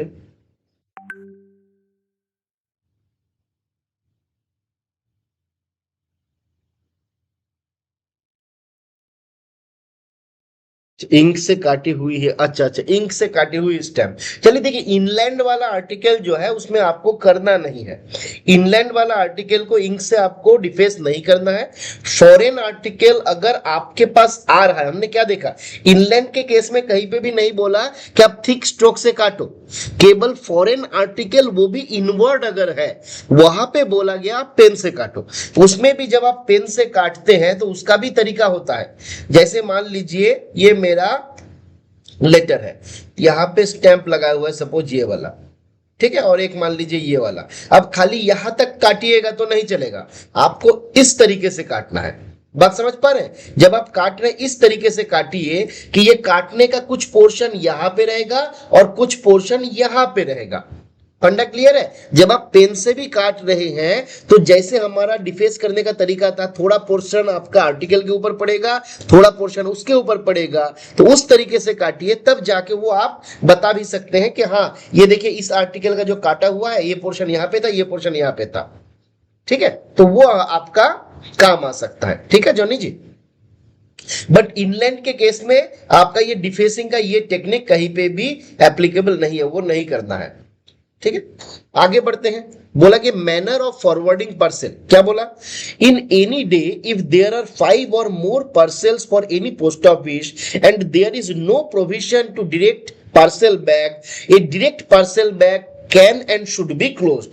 बोला गया मान लीजिए हम लोग जानते हैं पार्सल बैग जो है अनयूजुअल बैग है, तो वहां पे मान लीजिए डायरेक्ट बैग भेजने का कोई प्रोविजन नहीं है, हो भी सकता है बट मान लीजिए नहीं है। तो बोला कि अगर डायरेक्ट पार्सल बैग भेजने का कोई प्रोविजन नहीं है बट किसी पार्टिकुलर ऑफिस के लिए 5 या उससे ज्यादा पार्सल है, तो उस ऑफिस के लिए हम सीधा डायरेक्ट बैग क्लोज कर सकते हैं। ठीक है, और खाली कर सकते हैं कि नहीं, it is recommended and should be close. Should be close का मतलब आपको बोला जा रहा है कि उचित भी है क्लोज करना। एक तो आप कर सकते हो और दूसरा करना ही उचित है। तो ये बात आपका बताया गया। Number of articles if is 4 और मोर, सॉरी 5 और मोर, 5 या उससे ज्यादा अगर पार्सल का संख्या होता है तो हमें डायरेक्ट पार्सल बैग क्लोज करना है उस पर्टिकुलर ऑफिस के लिए। अब यही चीज मुंबई जीपी और कोलकाता जीपीओ, कोलकाता आरएमएस के लिए थोड़ा अलग कंडीशन दिया गया। बोला गया ये जो मुंबई जीपीओ है और कोलकाता आरएमएस है, ये लोग कब डायरेक्ट बैक क्लोज करेगा, तो बोला गया अगर आर्टिकल का संख्या 10 या उससे ज्यादा होगा तब जाके ये लोग आपका डायरेक्ट बैक क्लोज करेंगे। ठीक है, आगे आते हैं। Limit of weight of males, कुछ इसमें बातें बताया गया। रूल नंबर 135 में बोला गया weight carried by letter mail runner, जो आपका लेटर मेल रनर होता है उन लोगों के लिए आपका बोला गया कि maximum 14 KG, not more than 14 KG, क्योंकि वो बंदा जो है हाथ में पीठ में बैग लेके दौड़ दौड़ के जाते रहता है ना। अभी ये देखिए आज के दिन में कंसेप्ट आपका पूरा मतलब बैठेगा नहीं, फिक्स बैठेगा नहीं, बट क्योंकि ये पुराने दिन का आपका वॉल्यूम है हमारा, तो यहाँ पे सारा चीज रखा गया था कि अगर लेटर मेल रनर है तो मैक्सिमम 14 केजी आप उनको दे सकते हैं, उससे ज्यादा नहीं। लोअर लिमिट कितना होगा, तो ये एचओसी जो है लोअर लिमिट फिक्स करता है हिली और डिफिकल्ट एरियाज के लिए, कि वहां पे कम सामान लेके भी वो जा सकता है, क्योंकि वहां पे चढ़ना थोड़ा मुश्किल होता है, तो लोअर लिमिट उनके द्वारा फिक्स किया जा सकता है। बोला गया maximum weight of parcel bag conveyed bye RMS, RMS के माध्यम से जो पार्सल बैग भेजा जाता है उसका बोला जा रहा है मैक्सिमम वजन होगा 37 KG when carried by trolley, अगर ट्रॉली के माध्यम से कैरी किया जाता है तो 37 केजी उसका वजन होगा। Weight of postal article including parcel and cash to be carried by postman और एबीपीएम, इसमें बोला गया 10 केजी। एक आर्टिकल जो आपका हमारा पोस्टमैन लेके जाएगा डिलीवरी के लिए, विलेज पोस्टमैन लेके जाएगा, एबीपीएम लेके जाएंगे, मैक्सिमम उसका वजन होगा 10 केजी, 10 से ज्यादा नहीं होगा। अब देखिए आज के दिन में इससे ज्यादा भी करवाया जाता है या होता भी है, आप देखिएगा, बट आपका एज पर रूल अगर जाएंगे, as per volume 5 PO guide part 1, तो इसमें अगर हम जाएंगे तो बोला कि 10 केजी से ज्यादा आर्टिकल होगा तो हमको भेजना नहीं है, उसका विंडो डिलीवरी होता है उसका कंसर्न ऑफिस से। बोला कि special parcel runner, special parcel runner, यहां पे हमने देखा लेटर मेल रनर और यहां पे है पार्सल रनर, बोला गया इनके लिए वजन थोड़ा ज्यादा है, बोला गया शुड नॉट एक्सीड 28 केजी, यहां पे बोला गया ये 28 केजी से ज्यादा नहीं होगा, और एक पार्सल जो है आपका 14 केजी से ज्यादा नहीं होगा। तो ये कुछ लिमिट दिया हुआ है, एक बार आप देख लीजिएगा, एग्जाम पॉइंट ऑफ व्यू से एक आध सवाल आने का चांसेस है। आगे क्या बोला गया, supply of delivery due mail sorting list DMSL form number M9 है ना, तो ये फॉर्म नंबर भी पूछा जा सकता है, ये हम लोग याद रखेंगे। और क्या होता है तो ऑलरेडी पहले हम लोग देख चुके हैं। बोला कि post office and mail office in communication with more than 1 RMS, ऐसा कोई पोस्ट ऑफिस है या मेल ऑफिस है जिसके साथ एक से ज्यादा आरएमएस का कम्युनिकेशन है, तो वहां पे due mail sorting list head of circle जो है सप्लाई करेंगे। फर्स्ट क्लास एचओ अगर डायरेक्ट कम्युनिकेशन है आरएमएस के साथ तो बोला गया एचओसी जो है वो सप्लाई करेंगे। Post office in direct communication with mail office in 1 RMS division, तो यहां पे वो सुपरिटेंडेंट जो है आरएमएस डिवीजन का वो सप्लाई करेंगे। फिर बोला कि all SOs and BOs are the transit offices except those in direct communication with RMS for sections under the control of superintendent of post offices। तो हम लोग जानते हैं कि बीओ के केस में, एसओ के केस में जो हमारा सुपरिटेंडेंट पोस्ट ऑफिस होता है वही आपका due mail sorting list supply करते हैं। तो वही बात आपका घुमा फिरा के बताया गया कि ऑल एसओज एंड बीओज, तो उसके केस में कौन सप्लाई करेगा, तो बोला गया सुपरिटेंडेंट ऑफ पोस्ट ऑफिस। अब देखिए except those in direct communication with RMS क्यों बोला गया, क्योंकि कोई पोस्ट ऑफिस अगर आपका आरएमएस के साथ डायरेक्ट कम्युनिकेशन पे है तो जो आरएमएस का सुपरिटेंडेंट है वो उनको due mail sorting list supply करेगा। अगर कोई पोस्ट ऑफिस चाहे वो एसओ हो चाहे वो बीओ हो, अगर आरएमएस के साथ डायरेक्ट कम्युनिकेशन पे नहीं है तो सुपरिटेंडेंट पोस्ट ऑफिस जो है वो उनको due mail sorting list supply करेगा, है ना। विलेज शॉर्टिंग लिस्ट जो है M52 ये एसडीआईपी के द्वारा बनाया जाता है, सब डिविजनल इंस्पेक्टर जो है उनके द्वारा बनाया जाता है। आगे बढ़े और 15-20 मिनट हम लोग ले ले, और 15-20 मिनट ले लेते हैं, बस यही तो है, खत्म है। एक तो इसमें थैंक यू है जिसमें मेरा फोन नंबर मिसिंग है, उसको मैं डाल देता हूं, पब्लिसिटी हमेशा जरूरी है ना। तो ये फोन नंबर है ठीक है, अगर किसी को भी हमारे साथ संपर्क करना है, आप हम लोगों के साथ रेगुलर बेसिस पे जुड़ना चाहते हैं, तो इस नंबर पे आप संपर्क कर सकते हैं। और यहाँ पे याद रखना है व्हाट्सएप ओनली। और अगर आप कॉल भी करिएगा तो व्हाट्सएप के थ्रू ही कॉल करना रहेगा। ठीक है, चलिए पब्लिसिटी हो गया, अभी फटाफट से बैक करते हैं हम लोग इधर। हाँ, आगे क्या बोला गया, बोला कि रीडिलीवरी टू सेंडर और alteration correction of address of article in transmission, है ना। आर्टिकल का रीडिलीवरी, अगर कोई ऑल्टरेशन चाहिए, कोई करेक्शन चाहिए, क्या बोला गया, बोला कि the application for recall, basically यहाँ पे रिकॉल ऑफ आर्टिकल के बारे में बताया जा रहा है। The application for recall with fee converted into postage stamps affixed to them should be kept on the record for 1 year, है ना। तो एप्लीकेशन जो है हमारा रिकॉल का, उसको 1 साल के लिए रिकॉर्ड में रखा जाता है। एप्लीकेशन जो है उसमें जो फीस है वो पोस्टेज स्टैम्प के शेप में लिया जाता है। तो ये सारा बातें जो है यहाँ पे आपका बताया गया। और कोई हमको बताइएगा अभी रिकॉल के लिए फीस कितना है पर आर्टिकल, रिकॉल के लिए फीस कितना है, 6 रुपया जो है वो फीस है। वेरी गुड, आगे आते हैं हम लोग half yearly enumeration return. Half yearly enumeration return, इसका भी हो सके तो रूल नंबर याद कर लीजिए, 155 में जो है हाफ ईयरली एनुमरेशन रिटर्न जो है इसके बारे में बताया गया। कहां पे, 155 में बताया गया। क्या बोला गया, बोला कि during the second week of February and August of each year. ये कब होता है, तो बोला कि हाफ ईयरली है तो हाफ ईयर में ही होगा, एक फरवरी में होगा और एक अगस्त में होगा, है ना। और यहाँ पे एक वीक का डेटा हम लोग लेते हैं, कब से कब तक। देखिए इसमें कुछ आपका अभी भी थोड़ा मैसेज आना शुरू करेगा, एक आध गो शायद के अभी सर एनुअली हो रहा है ऐसा कुछ प्रकार का, बट एज पर नॉर्म अभी भी यही है। कुछ सर्टेन केसेस में, सर्टेन सर्किल में आपका डायरेक्टोरेट से एक बार लेटर इशू किया गया था और थोड़ा सा प्रोविजन में कुछ चेंज किया गया था, बट वो आपका परमानेंट नेचर का नहीं था, वो पर्टिकुलर पीरियड के लिए ही था। ठीक है, तो हाफ ईयरली इनुमरेशन अगस्त और फरवरी में होता है, जहां पे हम लोग 8 तारीख से लेके 14 तारीख का डेटा लेते हैं, बोथ डेज इंक्लूसिव, मतलब 8 भी इंक्लूडेड है और 14 भी इंक्लूडेड है। आर्टिकल कौन सा इंक्लूडेड है, क्या क्या हम लोग देखते हैं, तो बोला कि ऑर्डिनरी अनरजिस्टर्ड लेटर रहेगा, पार्सल रहेगा for delivery by postman and window, money order चाहे वो ऑर्डिनरी होगा, वीपी होगा, public complaints, service articles, one sea bond inward mail from Europe, है ना। कुछ उल्टा पल्टा चीज भी इसके भीतर दिया हुआ है, बट मेनली हम लोग याद रखेंगे कि ऑर्डिनरी अनरजिस्टर्ड लेटर और पार्सल ये आपका ऑर्डिनरी आर्टिकल्स के ऊपर होता है। साथ में मनी ऑर्डर वगैरह जो है, चाहे वो ऑर्डिनरी हो या बीपीओ, ये सब का डेटा हम यहाँ पे लेते हैं। और 8 से 14 का जो ये डेटा कलेक्ट किया जाएगा उसको 15 तारीख को फॉरवर्ड भी किया जाएगा। तो ये हमको यहां से याद रखना रहेगा कि डेट कौन सा है, एक बार बता दीजिए कौन सा तारीख से कौन सा तारीख तक,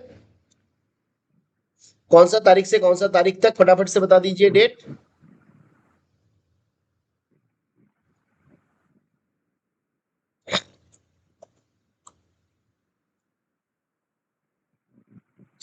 देखिए यहां पे भी अगर आप देखिएगा, इसमें डिटेल्स में आपका दिया हुआ है, कहा गया, during the second week of month of February and August each year, है ना, दैट इज फ्रॉम, ये 8 से 14 होगा, यहाँ पे 8 से 14 होगा, 8 से 21 लिखा हुआ है। enumeration must be made daily by the postmaster including ordinary, इसके भीतर unregistered article, letter mail, unregistered parcel, ये सारा जो है लिया जाता है। Similar information should be made by head sorting assistant of RMS, RMS के हेड शॉटिंग असिस्टेंट के द्वारा भी किया जाता है। डेट हम लोग ना 8 से 14 ही लेके चलिए, आप लोग 8 से 14 ही लेके चले, 8 से 21 नहीं है, 8 से 14 होगा। ठीक है, किसी का अनम्यूट है, एक बार म्यूट कर लीजिएगा, किस, सचिन जी, फॉर्मेट 8 से 21 है। चलिए एक बार मैं ना इसको दोबारा कंफर्म कर दूंगा, एक बार रिकंफर्म कर दूंगा कि 8 से 14 लेना है कि 8 से 21 लेना है। ठीक है, देखिए सेकेंड वीक जो है उसमें करना है, तो भाई सेकेंड वीक जो है वो कैसे आपका 2 हफ्ते का सेकेंड वीक कैसे होगा,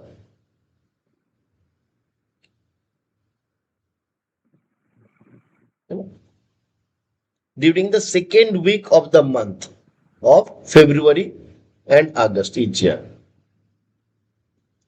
ठीक है, तो सेकेंड वीक तो एक ही होगा ना, तो 8 से 14 ही, जितना मेरा जानकारी है, जितना अभी तक हमको याद आ रहा है कि 8 से 14 ही होना चाहिए। बट फिर भी एक बार हम लोग इसको कंफर्म कर लेंगे, ठीक है परमेश्वर जी, सीताराम जी। फिर आपको देखिए इधर भेजना कब है, उसका भी डेट दिया गया है इधर। अम्म, भेजने का डेट आपका 15 को है।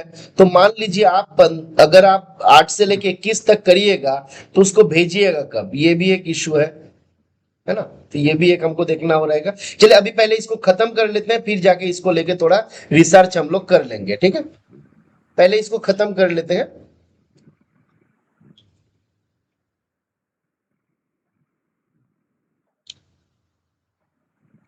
चलिए आगे क्या बताया गया। अच्छा, यहाँ पे कुछ आपका केसेस दिया गया, जैसे आपका रॉबरी, थेफ्ट, क्रिमिनल ब्रीच वगैरह, ये सबको बोला गया कि कॉग्निजेबल ऑफेंस है। इसके बारे में बताया गया कि all cases of highway robbery, theft, criminal breach of trust, cheating by impersonation and offences under section 52 of IPO act, जो ये आपका 1898 वाला था, है ना। तो ये सारा जो है आपका कॉग्निजेबल ऑफेंस के भीतर रखा जाता है। बहुत ज्यादा इंपॉर्टेंट नहीं है, बस ये याद रख लेंगे कि highway robbery, theft, criminal breach, trust, ये सारा चीज जो है आपका एक कॉग्निजेबल ऑफेंस है।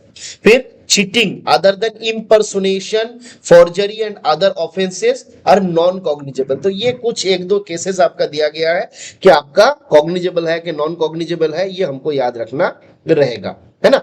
अदरवाइज इम्पर्सोनेशन, देखिए चीटिंग अगर आप करते हैं, और इम्पर्सोनेशन, इम्पर्सोनेशन का मतलब क्या होता है, कोई बताइएगा। इम्पर्सोनेशन का मतलब,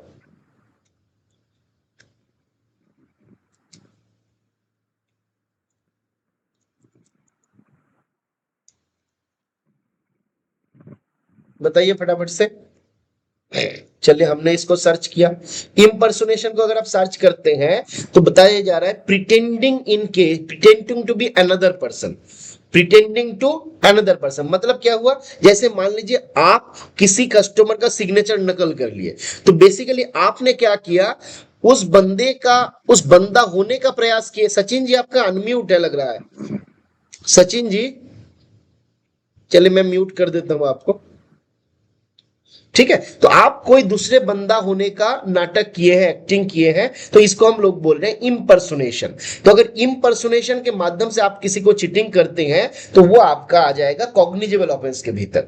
और अदरवाइज अगर आप किसी दूसरे तरीके से चीटिंग करते हैं, फॉर्जरी करते हैं, तो ये सारा ऑप्शन जो है आपका नॉन कॉग्निजेबल के भीतर आ जाएगा, ठीक है। In cognizable cases, when information given to police, the action to be taken in this matter will be controlled by the police. The local officer from department, however, should keep in touch with the police. तो जो एक तो क्या हुआ, बोला कि इन cognizable offence, cognizable offence मतलब जहां पे पुलिस जो है वो संज्ञान में ले सकता है, पुलिस जो है वो संज्ञान में ले सकता है खुद से, है ना। मतलब उसके लिए अलग से आपका परमिशन नहीं चाहिए। कॉग्निजेबल ऑफेंस के केस में पुलिस खुद से अपना एक्शन ले सकता है, उसके लिए आपका परमिशन का जरूरत नहीं है। नॉन कॉग्निजेबल ऑफेंस अगर है, तो क्या बोला जा रहा है, in cases of non cognizable cases, officer deputed by HOC और superintendent must take up the investigation without delay. Non cognizable case में जो हमारा हेड ऑफ सर्किल है, या फिर उनके द्वारा डिप्यूटेड किया गया पर्सन, या सुपरिटेंडेंट के द्वारा डिप्यूटेड किया गया पर्सन, वो लोग इन्वेस्टिगेशन अपने एंड पे करेंगे। बट कॉग्निजेबल ऑफेंस के केस में पुलिस जो है वो सारा कंट्रोल लेके खुद से इंक्वायरी कर सकता है, और डिपार्टमेंटल ऑफिसर जो है उनको बोला गया कि वो पुलिस के टच में रहेंगे और उनको सारा प्रकार का जो मदद है वो करेंगे, है ना। बोला कि if necessary he can obtain the aid of police and also request the nearest magistrate having the jurisdiction to hold an investigation. Non cognizable offence अगर होगा तो एचओसी के द्वारा या सुपरिटेंडेंट के द्वारा आपका जो मतलब ऑफिसर को चूज किया जाएगा, उन्हीं के द्वारा इन्वेस्टिगेशन किया जाएगा। उनको अगर जरूरत महसूस होता है तो पुलिस का मदद ले सकते हैं, और वो नियरेस्ट मैजिस्ट्रेट जो है उनको रिक्वेस्ट भी कर सकते हैं एक इंक्वायरी करवाने के लिए और इन्वेस्टिगेशन करवाने के लिए, है ना। तो ये बात हमारा यहाँ पे पे बताया गया। इसके बाद हम लोग ये देखे थे कि लॉस एंड फ्रॉड वाला केसेस, डिफरेंट केसेस में जो आपका इन्वेस्टिगेशन का पावर है वो किसके पास कितना है। तो हम लोग, मुझे लगता है कि वॉल्यूम 6 में, ये कौन सा वॉल्यूम हम लोग पढ़ रहे थे तब इसको देखे थे, कोई बताइएगा? सॉरी, एफएचबी में ही हम लोग देखे थे ना, कि जो ये हमारा पावर है, ये हमारा मॉनिटरी ट्रांजैक्शन का जो चेंज हुआ है, तो ये हम ऑलरेडी देख चुके हैं लास्ट क्लास में ही, तो दोबारा इसको दोहराने का कोई जरूरत नहीं है ना? किस में देखे थे बताइए कोई एक? एफएचबी 2 में हम लोग देखे हुए थे। चलिए, तब अभी अभी हम लोग खत्म किए इसको, तो दोबारा इसको हम लोग दोहराएंगे नहीं। फटाफट से खाली एक आध सवाल आप लोग हमारा जवाब दे दीजिए। मान लीजिए कोई आईपी है, उनके पास इन्वेस्टिगेशन का लिमिट कितना है, फटाफट से बताइए। आईपी के पास लिमिट कितना है एट प्रेजेंट? 2 लाख है ना उपाध्याय जी? बाकी लोग 2 लाख है। अगर कोई हमारा एडी है सर्किल का एडी है, उनका लिमिट कितना है? उनका लिमिट 5 से 10, बेसिकली 5 से ज्यादा और 10 तक जो है उनका लिमिट है। डीपीएस एंड अबव हो जाएगा तो डीपीएस के केस में 10 एंड अबव। वेरी गुड, आगे बढ़ते हैं हम लोग। बोला कि fraud facilitated bye lakhs of supervision. अगर सुपरविजन के लैक के कारण अगर फ्रॉड वगैरह होता है, तो बोला कि when A system of fraud is carried on in A post office, it is generally found that several members of the establishment have been acting in collusion and that the postmaster has been lax in his supervision। तो normally जब post office में fraud वगैरह होता है तो देखा जाता है कि बहुत सारा लोग जो है वो आपका, मतलब उनके एंड में कोई लैकुना था और साथ में मिलके कुछ गड़बड़ी किया था, जिस कारण से फ्रॉड हुआ था। और पोस्ट मास्टर जो है वो भी, उनके एंड पे भी कोई लैकुना था, सुपरविजन में कोई गड़बड़ी था, उसी कारण से फ्रॉड हुआ है। इंपॉर्टेंट बहुत ज्यादा नहीं है, आगे हम लोग देख लेते हैं। डेफिनेशन ऑफ विंगमैन सिस्टम 226 में आपका विंगमैन सिस्टम के बारे में बताया गया है ना? विंगमैन सिस्टम क्या होता है? इसके माध्यम से, रेलवे के माध्यम से हम लोग मेल कन्वेंस का काम करते हैं। क्या बोला गया? बोला गया in the system of force in railways under which closed bags without limit of weight are conveyed in luggage van in the custody of railway guard. ध्यान दीजिए इधर, ये बहुत इंपॉर्टेंट है, रूल नंबर भी याद कर लीजिए। विंगमैन सिस्टम के बारे में 226 में बताया गया, क्या क्या बोला गया। बोला गया पहला चीज, इसमें हम केवल क्लोज बैग को ही बेचते हैं, एक नंबर। दूसरा चीज, वेट का कोई लिमिट नहीं है। तीसरा चीज, इसको रेलवे का लगेज वैन में भेजा जाता है। चौथा चीज, ये रेलवे गार्ड के कस्टडी में जाता है, मतलब सेक्शन नहीं है, सेक्शन में हमारा पोस्ट ऑफिस का स्टाफ रहता है, बट अगर हमारा सामान खाली जाएगा, हमारा स्टाफ नहीं जाएगा, तो हम लोग विंगमैन सिस्टम के माध्यम से भेजते हैं। क्लियर है? बोला कि mails so carried are charged for according rate prescribed from time to time. जब मेल हम भेजेंगे तो समय समय पे इसका अलग अलग चार्ज धार्ज किया जाता है, निर्धारित किया जाता है, उसी के आधार पे चार्जिंग किया जाता है। और payment is made half yearly, इसका पेमेंट जो है हाफ ईयरली बेसिस पे किया जाता है।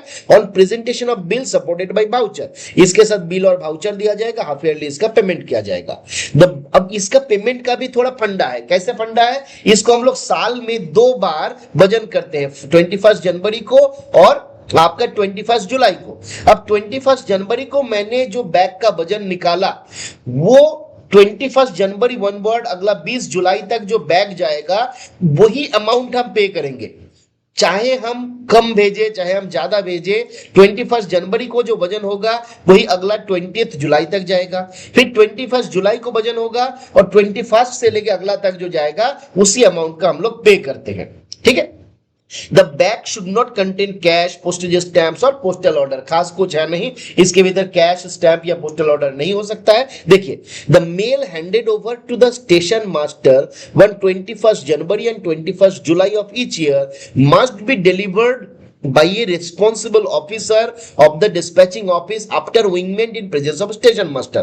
स्टेशन मास्टर के प्रेजेंस में ही इसको वजन किया जाएगा। फॉर्म कौन सा यूज किया जाता है? तो बोला कि M105 जो 4 कॉपी में प्रिंट होता है। After weighment both the officer and station master would sign them and forward the copies to the superintendent of RMS office copy and copy of railway account office, है ना। तो ये अलग अलग कॉपीज आपका बनाया जाता है जब वजन वगैरह किया जाएगा। After weighment both the officer and station master sign them. यहाँ पे एक आपका दोनों के भीतर ट्रीटी बनता है, जहां पे आपका मान लीजिए स्टेशन मास्टर रहेगा और आरएमएस का सुपरिटेंडेंट वगैरह का उनके बिहाफ से कोई रहेंगे।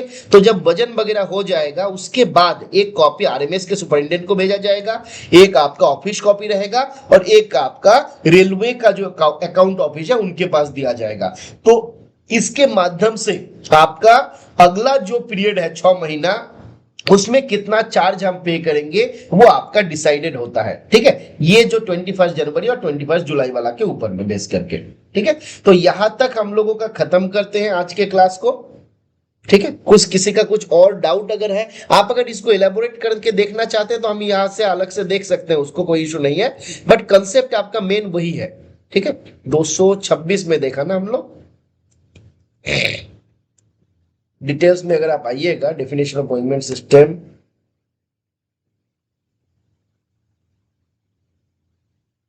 ठीक, यहाँ पे डिटेल्स में दिया हुआ है। मेन चीज जो है वही है हमारा, जो हम लोग अभी डिस्कस किए हैं। चलिए, तो किसी का कुछ और डाउट अगर है देखिए।